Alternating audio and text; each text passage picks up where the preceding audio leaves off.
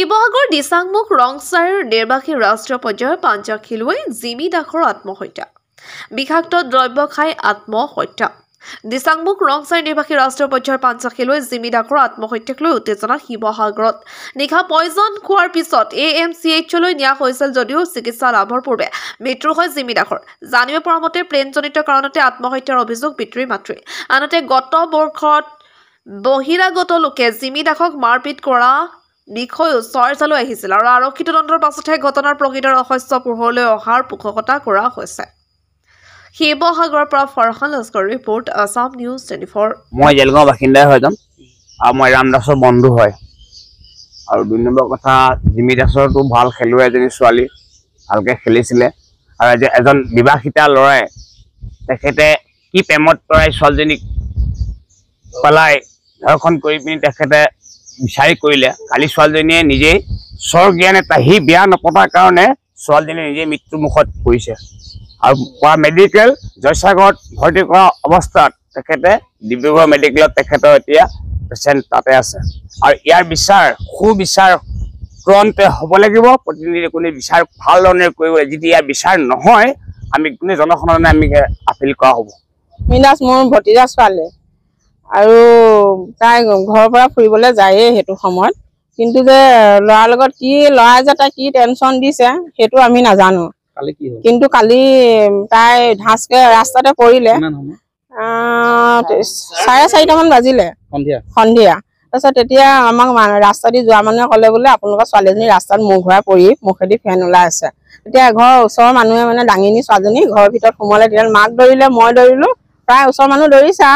কিন্তু ছোৱালীজনীয়ে কৈছে যে মই মায়ে ল'ৰাটোৰ কাৰণে মই মৰিছোঁ, কাৰণ সি মোক নিনিয়াৰ কাৰণে মই আজি তাৰ কাৰণে মৰিলোঁ। আৰু 3টা নাম্বাৰ আছে, এখন বগা কাগজ, এটা ৰঙা কলমে লিখি থৈ গৈছে আৰু মায়ে মোক সোনকালে মেডিকেল নিয়ক আৰু নহ'লে গাড়ী নহ'লে মই স্কুটিত লৈ যাম, মোক বচোৱা আৰু মই ল'ৰাটোৰ কাৰণে মই মৰিলোঁ। কিন্তু জয়সাগৰ মেডিকেললৈ নিলে, মেডিকেলৰ পৰা ডিব্ৰুগড় লৈ গ'ল। কিন্তু অবিনাশ দাস হস্পিটেলত নিয়াৰ পিছত মেডিকেল ডিব্ৰুগড় নোপোৱা আগমুহূৰ্ততে তাই মৃত্যু হৈছে। কি হ'ল গোটেই ঘটনাটো, কি বুলি ভাবে আপোনালোকে? ঘটনাটো কি হ'ল মানে ল'ৰাটোৰ কাৰণেতো এতিয়া ছোৱালীজনী মৰিবলগীয়া হ'ল অবিনাশ দাসৰ পৰা। কি অন্ততঃ ছোৱালীজনী কিবা এটা টেনশ্যন দিছে, দিয়াৰ কাৰণেতো ছোৱালীজনী মৰিবলগীয়া আছে। তাতো একমাত্ৰ অবিনাশ দাস বিয়া পতা ল'ৰা, তাৰ ল'ৰা এটা ছোৱালী এজনী আছে। সিটো এটা বিবাহিত ল'ৰা, সিটো এজনী গাভৰু ছোৱালী, এজনী পঢ়ি থকা ছোৱালী, এনেকে ধ্বংস কৰিবতো নালাগিছিলে।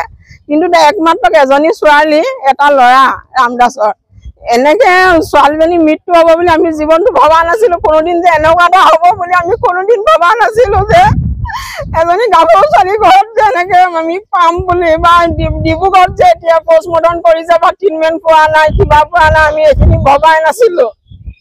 কালি 4টা বজাৰ পৰা এতিয়া অন্ততঃ কিমান সময় হ'ল মই নাজানো, কিন্তু আমি ছোৱালীজনী যে ঘৰলৈ ঘূৰি আহিব যে ভাল ভাবে এইটোৱে ভাবি আছো। কিন্তু এই ল'ৰাটো ন্যায় পাবই লাগিব, গাঁৱৰ ৰাইজে হওক আৰু ছোৱালীজনী ন্যায় পাব লাগিব। সিহঁতৰ ঘৰত জ্বলাব লাগিব, কাৰণ এটা ল'ৰাৰ পৰা এজনী ছোৱালী, গাভৰু ছোৱালী মৰিছে আৰু এটা বিবাহিত ল'ৰা, তাৰ ল'ৰা এটা ছোৱালীজনী আছে। ছোৱালীজনী কিয় আঘাত দিব, কেলে লৈ নগলে? ছোৱালীজনী লৈ যোৱা ছোৱালী কি থাকিবলৈ ঠাই নাই। কি ল'ৰাই 2জনী নানে, কি নোহোৱা কাম তাৰ কৰিছে, কি কাৰণে ছোৱালী মৰিবলৈ? আজি মোৰ ঘৰখনত মই কেনেকে থাকিম, বাপেক মাক কেনেকে থাকিব? ৰাম দাস আৰু অম্বিকা দাস।